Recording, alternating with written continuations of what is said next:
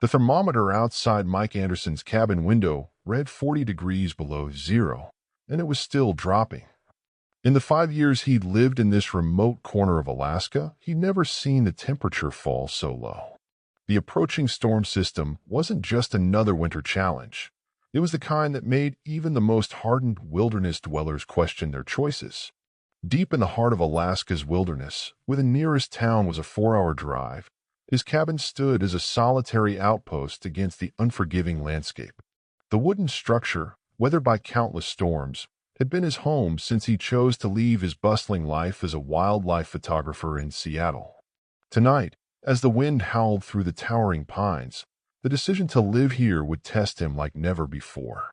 The February morning had started like any other. Mike woke up to the familiar sound of crackling wood in his fireplace. The warmth from the dying embers barely reached the corners of his modest living room. Through his frost-covered windows, he could see fresh snow had fallen overnight, adding another thick blanket to the already deep drifts. At 45 years old, Mike had developed a careful routine that kept him alive in these harsh conditions. Every morning began with checking his weather radio, assessing his supplies, and maintaining his essential equipment. His cabin, though simple, was well stocked with preserved food, medical supplies, and emergency gear.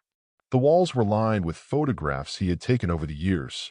Images of wolves, moose, and bears in their natural habitats served as silent companions in his solitude. The weather report that morning was particularly concerning. The storm system moving in from the north promised to bring temperatures down to record lows and winds strong enough to snap trees.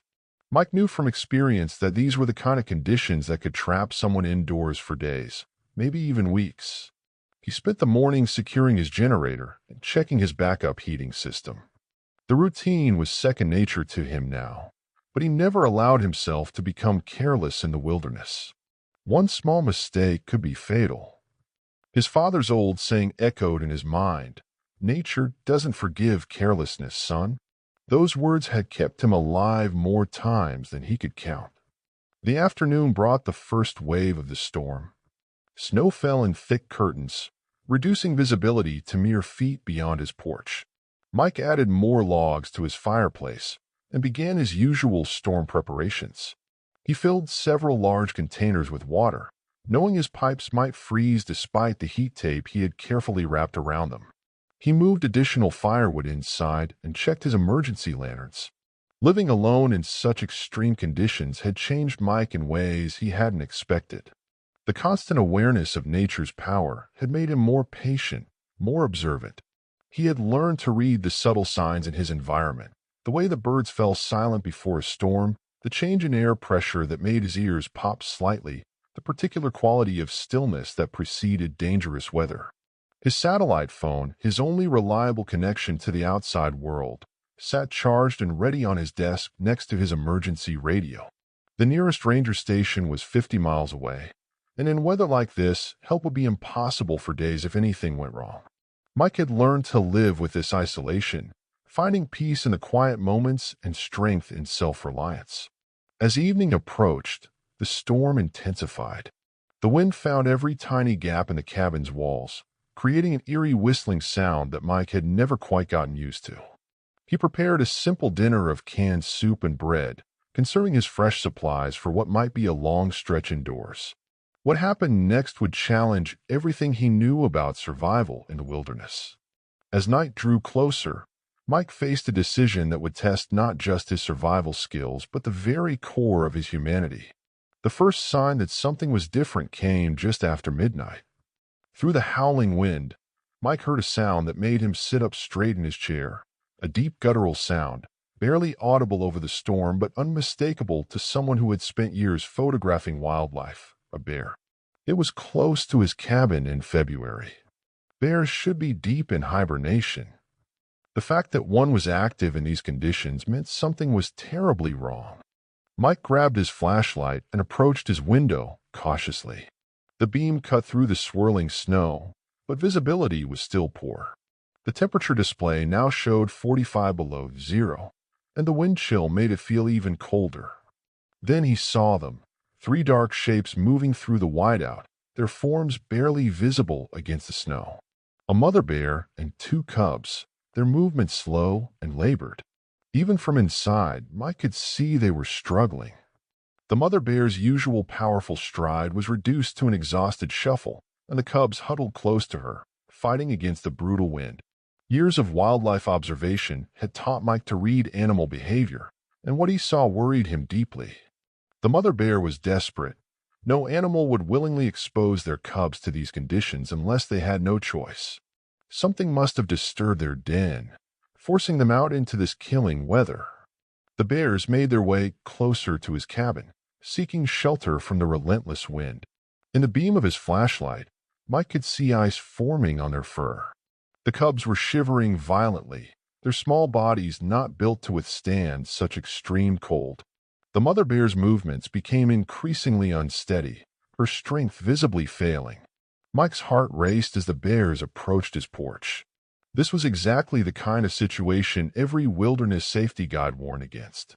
Bears near human structures were dangerous under normal circumstances, but these circumstances were far from normal. The desperate mother bear might try anything to protect her cubs from the cold. Through the window, Mike could now see the bears clearly. The cubs were much smaller than they should be, probably born late in the season. Their chances of survival in these conditions were slim to none. The mother bear began pawing at the snow near his porch, attempting to create some form of shelter, but the wind whipped away any progress she made. The temperature continued to drop. Mike's thermometer now refused to give a reading. The liquid inside had frozen solid. The wind grew stronger, and he could see the larger bear trying to shield her cubs with her body, but it was a losing battle. One of the cubs stumbled, falling into the deep snow.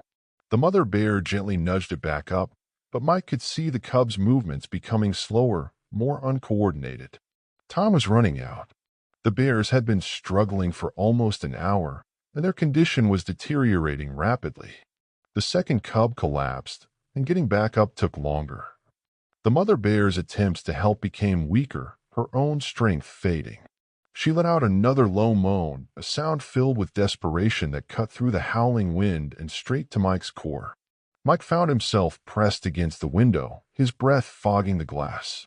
He had photographed hundreds of bears in his career, documented their behavior, their struggles, and their triumphs, but he had never seen anything like this. The cold was killing them slowly but surely, right in front of his eyes. The bears were now huddled directly against his porch, their last attempt to find any protection from the wind.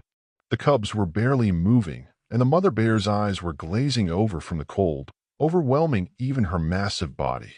In the beam of his flashlight, Mike could see their shivers becoming less frequent, a dangerous sign of hypothermia. Mike's hand rested on his cabin door handle.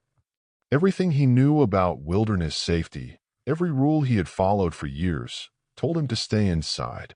But as he watched the family of bears slowly freezing to death on his porch, another voice inside him grew stronger, asking what the value of survival rules was when weighed against dying creatures who needed help. The bears were no longer moving much at all. The cubs lay curled up against their mother, who had positioned herself between them and the wind. Her eyes met Mike's through the window, and in that moment he saw something that shook him to his core. There was no aggression in that gaze, no wild fury, only exhaustion, desperation, and something that looked eerily like resignation. Time seemed to freeze along with the world outside as Mike stood with his hand on the door handle. Every survival instinct screamed at him to stay inside. He had seen what desperate bears could do, had photographed their power and ferocity. The mother bear, even in her weakened state, could kill him with a single swipe if she perceived him as a threat to her cubs. The wind rattled his cabin violently, and the bears had stopped shivering. Mike knew enough about hypothermia to understand what that meant. The cubs were entering the final stages of freezing to death, their small bodies giving up the fight against the cold. The mother bear's breathing had become shallow, her massive form barely rising and falling in the growing mountain of snow. His emergency radio crackled with an updated weather report. The storm was expected to last at least another 12 hours, with conditions worsening. The bears would not survive the night. Already, ice had formed thick crusts on their fur, and their breathing was becoming dangerously slow. Mike's mind raced through his options. He had a storage room attached to his cabin, originally built to house his photography equipment. It was insulated, separate from his living space, and had its own entrance. It could serve as a temporary shelter, but getting 3 freezing bears into it would be another matter entirely. Their risks were enormous. If the mother bear panicked, she could destroy his cabin, leaving them all to freeze in the storm. If she attacked him, help would not arrive in time, even if they survived the night. Having 3 bears this close to his living space could prove fatal in other ways. Mike thought about his camera, sitting and used on his desk for years. He had documented wildlife without interfering, believing that nature should take its course without human intervention. But as he watched the cubs growing still, their small forms almost invisible under the growing layer of snow, he questioned everything he thought he knew about the relationship between humans and wildlife. The mother bear's eyes had never left him. There was something in that gaze he had never seen before in all his years of wildlife photography. It was as if she understood that he represented their last chance at survival. Her usual weariness of humans seemed to have been overcome by maternal desperation. Another sharp crack echoed through the night as a branch snapped under the weight of ice and snow. The sound made Mike jump, but the bears barely responded. Their lethargy was reaching a critical point. The mother bear tried to nuzzle one of her cubs, but her movements were becoming uncoordinated. Soon, she would be too weak to move at all. Mike began to remove his heavy winter coat. If he was going to do this, he would need to move quickly. He pulled on his thickest gloves and grabbed several heavy blankets from his emergency supplies. His hands shook as he checked his satellite phone one last time, knowing that in these conditions, it would be useless if things went wrong. The consequences of his next action would be irreversible. Opening that door would break every rule of wilderness safety he had lived by. It went against his training, his experience, and basic common sense. But as he watched another shivering breath leave the mother bear's body, he realized that sometimes survival required more than just following rules. He thought about his father's words again. Nature doesn't forgive carelessness. But was it carelessness to try to save a dying family? Was it reckless to risk everything to prevent the deaths of 3 magnificent creatures? The line between wisdom and foolishness had never seemed so thin. The cubs had stopped moving entirely. Now only the slight rise and fall of their chests showed they were alive. The mother bear's eyes were beginning to close, her massive body slowly slumping into the snow. The cold was winning its battle against even her incredible strength. In a few more minutes, it would be too late to do anything at all. Mike took a deep breath and began his final preparations. He turned up all his heating units, creating as much warmth as possible in the storage room. He positioned the blankets near the door where he could reach them quickly. His hands moved steadily now, replacing uncertainty with purpose. The mother bear watched his movements through the window, her gaze following him as he worked. There was an intelligence in those eyes that spoke of understanding, of awareness that transcended the usual barriers between humans and wildlife. In that moment, Mike saw not a dangerous predator, but a mother fighting with her last breath to protect her children. The wind howled louder, and the temperature continued its merciless descent. Mike's clock showed just past 2 in the morning, the darkest hour of the night when the cold was at its most brutal. Everything he knew about bears, about survival, about the proper way to handle wildlife and encounters, was about to be put to the test. His hand returned to the door handle. Through the frosted glass, he could see the 3 bears, their forms growing fainter under the falling snow. The next few moments would either be the bravest or the last decision of his life. Mike took one final breath and turned the handle. The door opened with a creak that seemed deafening in the frozen night. The wind immediately rushed in, bringing with it a blast of snow and bitter cold that stung his face. The bears were just feet away, their bodies now half buried in the mounting snow drifts, moving slowly and deliberately. Mike stepped onto his porch. The mother bear's eyes flickered, registering his presence, but she made no aggressive movement. Her survival instinct seemed to be wearing with her exhaustion. She lifted her head slightly, nostrils flaring as she caught his scent. But even this small movement seemed to drain her remaining energy. Speaking in low, soft tones, Mike began to clear a path from his porch to the storage room door. Every movement was measured, non-threatening. "It's all right," he found himself whispering, though he knew the bears couldn't understand his words. The mother bear watched him, her eyes showing more awareness now, but still no aggression. The cubs hadn't moved. Their small bodies were almost completely covered in snow, and Mike could barely see their breathing. Time was running out in this weather. Everything would depend on the mother bear's next decision. She tried to stand, her legs shaking with the effort. The cubs remained motionless under the blanket. Their gentle movements belied her size. She attempted to nudge one of the cubs, but it didn't respond. The second cub lay equally still, a sound of distress rumbling from her throat, a mother's fear for her children cutting through the howling wind. Mike made his final move.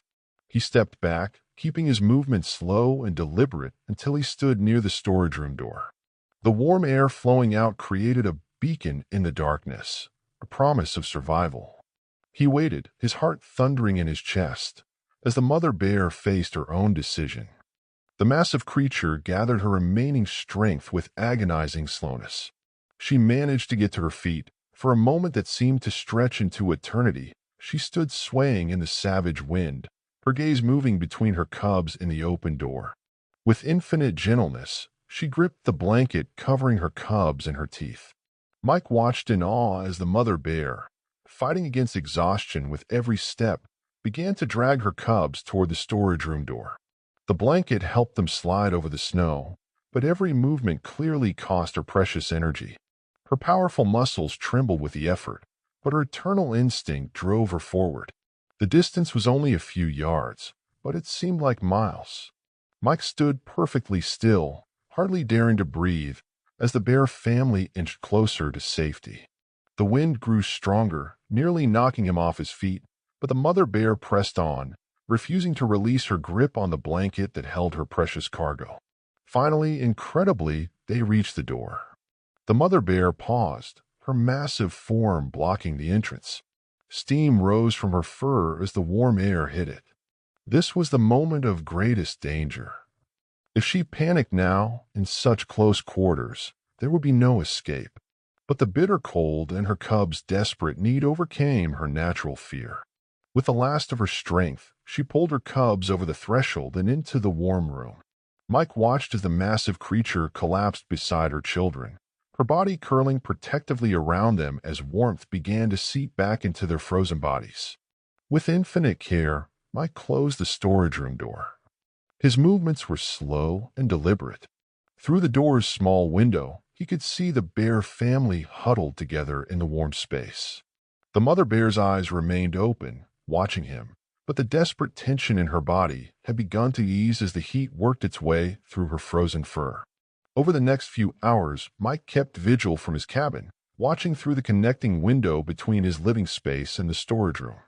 The storm outside reached its peak, rattling the walls of his cabin with unprecedented fury. But inside the storage room, a miracle was taking place. The cubs were the first to show signs of recovery. As their small bodies warmed, they began to stir. Their movements were weak at first, barely noticeable, but gradually grew stronger. The mother bear, despite her own exhaustion, tenderly nuzzled each cub, encouraging them back to life. She never took her eyes off the window where Mike watched, but the look in them had changed from desperate resignation to something that seemed almost like trust. By dawn, the cubs were awake and moving, their natural curiosity returning as they explored their temporary shelter. They stayed close to their mother, but their movements grew more playful with each passing hour. The mother bear remained alert but calm, seeming to understand that this strange situation was their salvation. The storm raged for 2 more days. During this time, Mike carefully placed water and food near the storage room door when the bears were sleeping. The mother bear accepted these offerings, her initial weariness giving way to a cautious acceptance of his presence. He noticed how she would wait until he moved away before eating or drinking, maintaining a delicate balance between necessity and wild instinct. On the morning of the 3rd day, the storm finally broke.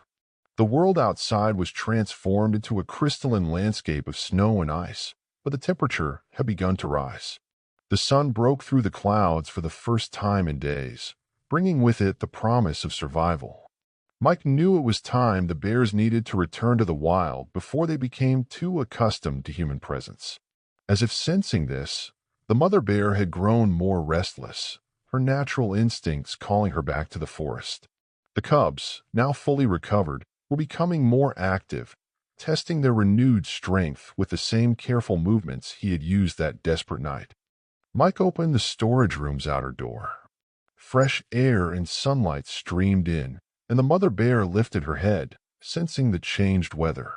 She rose to her feet, magnificent and powerful once again, so different from the desperate creature she had been 3 nights ago.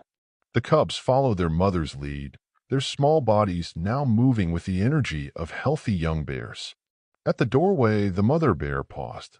She turned her head toward Mike, who stood at a respectful distance. Their eyes met one final time, and in that moment, Mike felt he understood something profound about the connection between all living things. Then, with surprising grace for such a large animal, she led her cubs out into the snow. Mike watched as they made their way into the forest, their dark forms growing smaller against the white landscape. The cubs bounded through the snow, their near-death experience already forgotten in the way of young animals. Their mother followed more slowly, her powerful form silhouetted against the rising sun. Just before they disappeared into the trees, the mother bear stopped and looked back.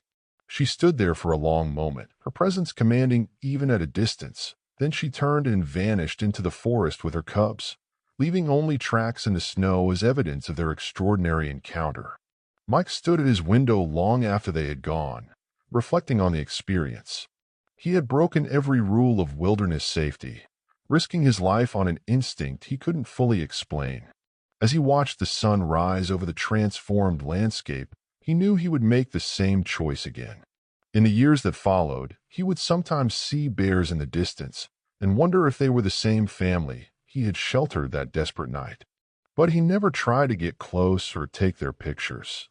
Some memories, he learned, were better preserved in the heart than through a camera lens. His decision to open that door had taught him that sometimes survival meant more than just staying alive. Sometimes it meant remembering our shared connection to all living things, even the harshest of circumstances. If this amazing story of compassion and survival touched your heart, make sure you do not miss out on more incredible wildlife encounters and tales of human kindness. Subscribe to our channel now by clicking the button below and join our growing community of nature enthusiasts. Turn on notifications to receive alerts about new stories that showcase the extraordinary connections between humans and wildlife. Every week, we bring you authentic, heartwarming tales that remind us of our shared bond with nature. Remember, your subscription helps us continue sharing these remarkable stories. Hit subscribe now and become part of our journey exploring the most touching moments between humans and wildlife.